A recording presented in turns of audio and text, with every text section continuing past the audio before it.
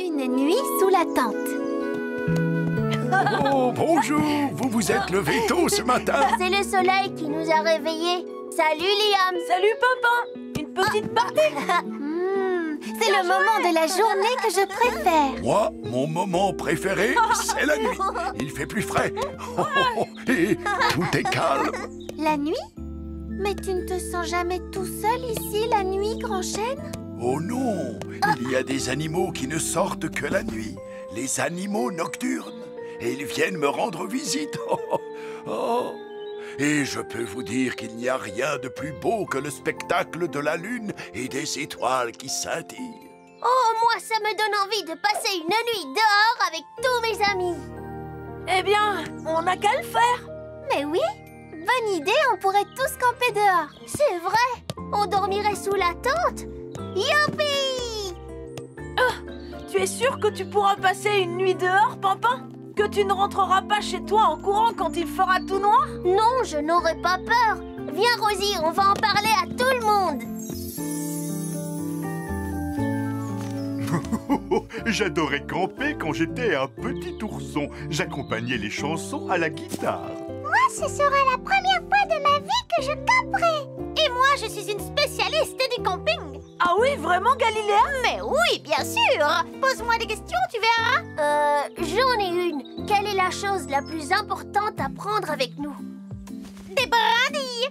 Tu es sûre de ce que tu dis, Galiléa? Mais oui, des brindilles pour fabriquer les nids.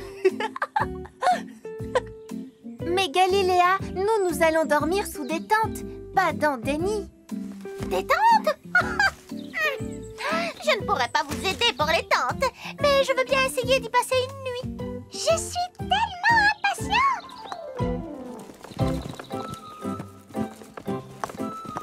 Voilà l'endroit idéal pour camper. Oh, mais tu avais déjà dit ça pour le terrain de jeu. Et pour l'air de pique-nique aussi. Oui, je sais. Mais cette fois-ci, c'est vraiment le meilleur endroit pour camper. On va monter les tentes.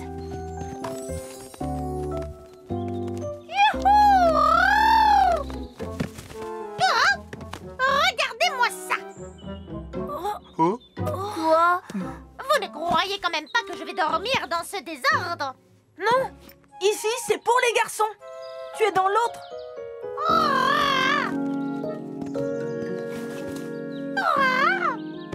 Voilà qui est mieux, c'est vraiment très joli ici. Merci. Il n'y a pas beaucoup de place pour se dégourdir les ailes. Alors viens, on va aller faire un tour dehors. Tu seras plus à l'aise. Quel beau spectacle, c'est extraordinaire. La lune éclaire nos tentes de sa douce lumière. Qu'on soit au nord, au sud, à l'est, à l'ouest, le camping, c'est ce qu'il y a de plus chouette.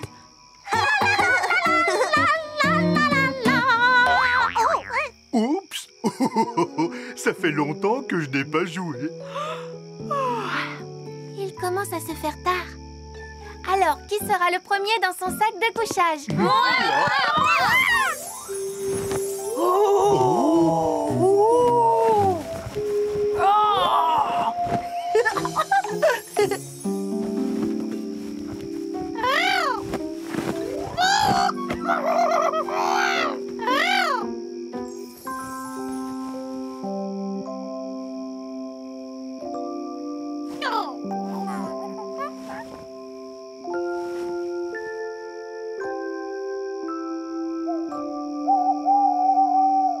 Qu'est-ce que c'était?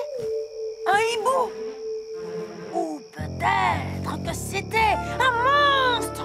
Non, Liam, les monstres, ça n'existe pas. Oh! Ce n'est pas confortable. Oh! Je vais t'aider à t'endormir avec une berceuse. Quel beau spectacle! C'est extraordinaire! La lune éclaire nos tentes de sa douce lumière. Arrête de croasser, on ne peut pas dormir. Je ne croise pas, je chante. Oh, on ne pourra jamais dormir. Alors tu vas rentrer chez toi maintenant? Non, Je reste ici. Ok. Il a dit que je croassais, quel toupet! Est-ce que l'animal qui croasse pourrait se taire? Oh, non. Est-ce que tout le monde pourrait arrêter de se disputer? Ah, cette nuit sous la tente n'est pas si chouette que ça. Il faut que Bruno nous emmène voir Grand-Chêne. Grand-Chêne, lui, a l'habitude de dormir dehors. Il pourra nous aider, n'est-ce pas?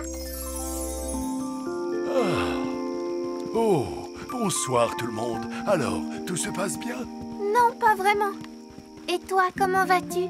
J'attends la visite de Monsieur et Madame Mulot et leurs 2 enfants. Vous ne les avez pas vus? Non, on n'a vu personne. Ils viennent me voir toutes les nuits, sauf aujourd'hui. Et je me demande bien où ils sont. Peut-être que Cédra le sait. On pourra les chercher avec nos lampes de poche sur le chemin. Merci. Oh, j'espère qu'ils viendront.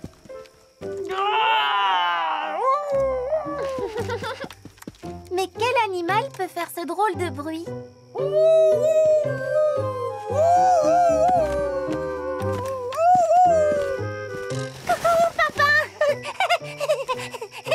Juste un bruit bizarre. Il n'y a pas de raison d'avoir peur. Mais je n'ai pas peur. Oh, très bien. Ça fait partie des joies du camping. Mais William! Je crois que j'ai deviné. Viens avec moi.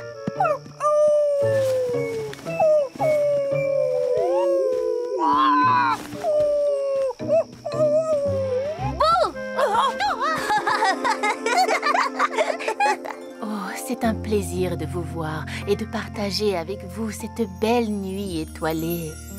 As-tu vu monsieur et madame Mulot ce soir, Cédra? Les mulots apparaissent toujours à l'endroit où on les attend le moins. On les verra peut-être sur le chemin du retour. Merci, Cédra. N'oubliez pas de regarder en l'air, aussi bien que par terre. Mais je ne comprends pas. Les mulots vivent près du sol.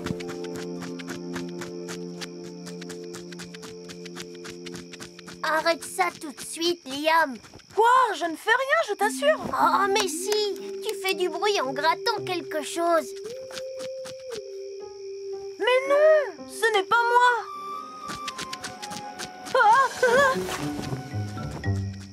Je ne laisserai pas un petit bruit ridicule me faire peur.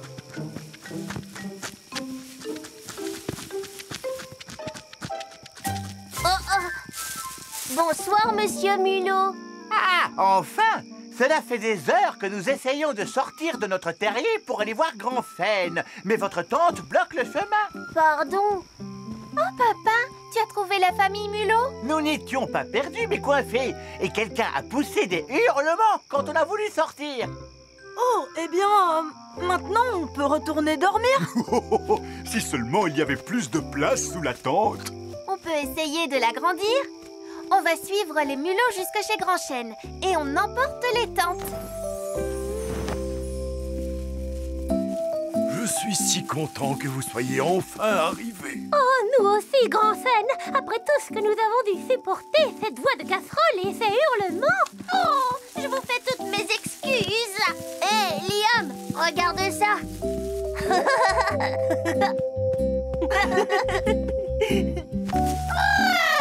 Mon petit nid à moi. Rien ne pourra le remplacer. Moi aussi, je peux dire la même chose. Je n'ai jamais dormi dans un endroit aussi confortable de toute ma vie. Et moi, je suis contente de dormir dehors avec tous mes amis. Votre première nuit dehors et ma première nuit à l'intérieur. Maintenant, je comprends ce que Cédra voulait dire. N'oubliez pas de regarder en l'air.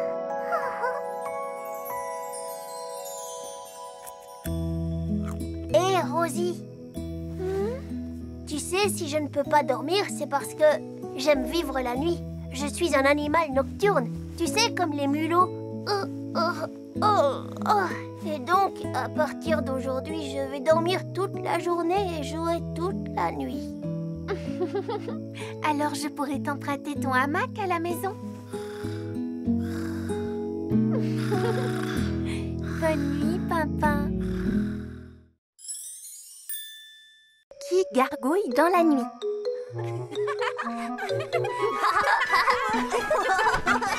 Tu m'attraperas pas.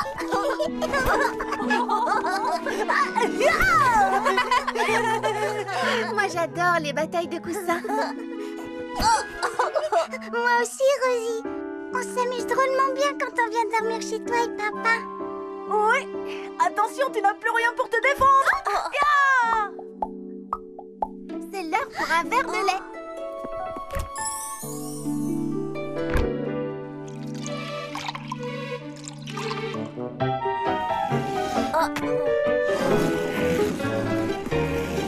Oui, je l'ai eu. Ah, ça donne soif, une bataille de coussins. Tu as dit soif? Oh, les plantes! On a failli les oublier. Elles aussi, elles ont soif. Allez, on va leur donner à boire. Tu es prêt, papa? Regardez, un serpent. Je n'ai pas peur de serpents, tu sais. Moi non plus. Ça y est, Pimpin. Quel coquin, ce serpent.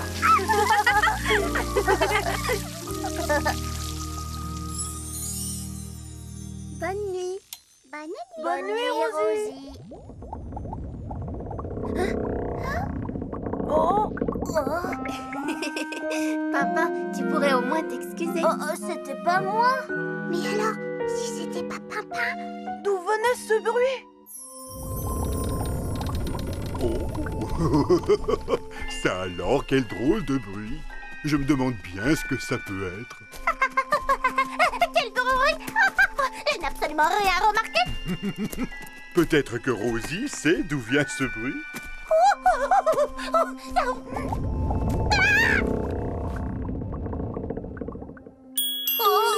Qu'est-ce que c'était? La sonnette de la porte d'entrée. Tu viens, Rosie? On va voir qui c'est.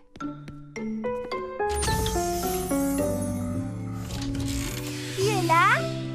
C'est nous! Galiléa? Bruno? Bonsoir.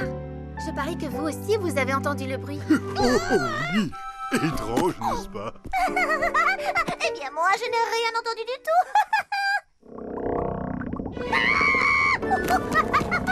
Encore ce bruit. Oh, je me demande bien d'où ça peut venir. Nous aussi, on se le demande. Venez, on va chercher d'où ça vient. C'est peut-être un monstre. Un monstre à 3 têtes. Et 16 horribles pattes. Avec des longs poils violets et jaunes. Ce monstre n'existe pas. Ils viennent de l'inventer à l'instant. Tu ne dois pas avoir peur. Peur? Moi? Oh non! Et même s'il y avait un monstre, je pourrais le faire disparaître par magie. C'est très facile. Non, non, non, je suis seulement venue voir si tout allait bien. C'est tout. Ça va, je n'ai rien. Je vais parfaitement bien. Du calme, Bruno. Ça va aller. Je suis là. N'aie pas peur.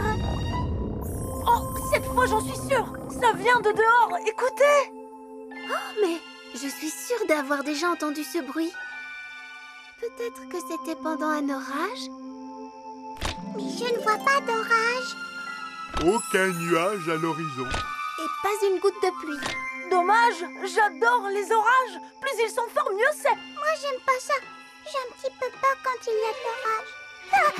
Quant à moi, je n'ai pas peur de l'orage. Absolument pas. D'ailleurs, je n'ai peur de rien. Mais où est passée Galiléa? C'est donc là que tu te caches?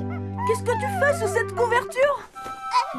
Je vérifiais si le lit était bien confortable. Galiléa, tu feras ça plus tard. Venez, il faut absolument qu'on trouve d'où vient ce bruit.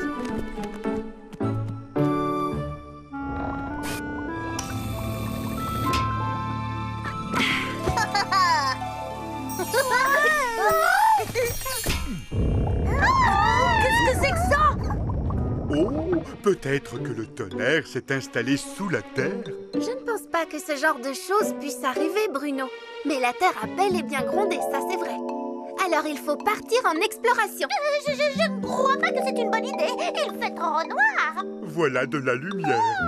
Oui, le dernier à arriver au terrain de jeu est un monstre ronchon. Oh, un monstre? Oh ça? Oh non! Attendez-moi!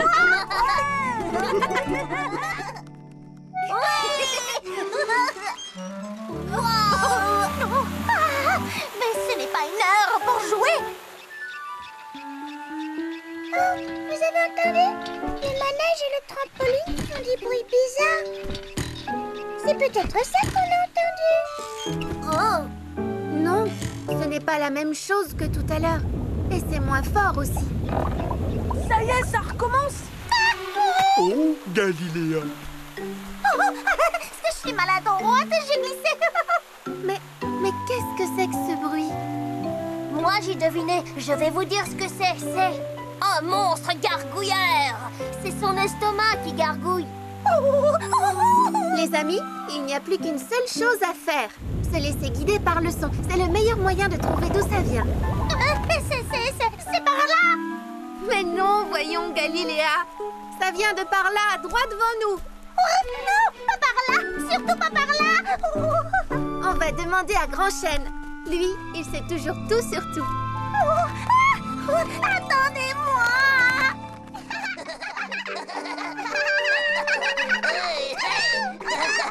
J'adore les gâteaux. Ce sont les petits chenapans qui font tout ce bruit. Ils n'ont pas une voix assez forte pour qu'on les entende d'aussi loin. Et ils n'arrivent pas non plus à faire trembler la terre. C'est vraiment bizarre. Pourquoi est-ce que le bruit n'a pas réveillé Grand Chêne? Comment? Où? Hein? Oh! Oh, bonsoir, les amis. Que faites-vous sur ma colline à cette heure-ci? Nous sommes au beau milieu de la nuit. Un bruit énorme nous empêche de dormir, mais on n'arrive pas à savoir d'où il vient. On a imaginé que ça pouvait être le tonnerre. Ou bien un monstre. Tu as dû l'entendre, toi aussi. Eh bien non. Décrivez-moi donc ce bruit. Ça fait quelque chose dans ce genre-là. Brou, brou, brou, brouhaha, brouhaha, brouhaha. Non, ça fait plus un truc comme gargouille, gargouille. Et ça fait ça aussi. Wow, Lily! Ce n'était pas Lily, c'était Grand Chêne. Oh, je vous prie de m'excuser. Je suis tout à fait désolé. Ça suffit. Je ne veux plus entendre ce bruit effrayant. Arrête ça tout de suite. Oh, je suis désolé, Galiléa, mais je ne sais pas comment il faut faire. C'est drôle, mon estomac fait exactement le même bruit quand j'ai faim. Mais oui, c'est ça. Ce sont les racines de Grand Chêne qui gargouillent. Dis-nous, Grand Chêne, est-ce que tu as soif? À vrai dire, il n'a pas plu depuis plusieurs jours. Mes pauvres vieilles racines doivent sans doute avoir très soif. Venez, suivez-moi. On va aller chercher de l'eau pour Grand Chêne et lui donner à boire.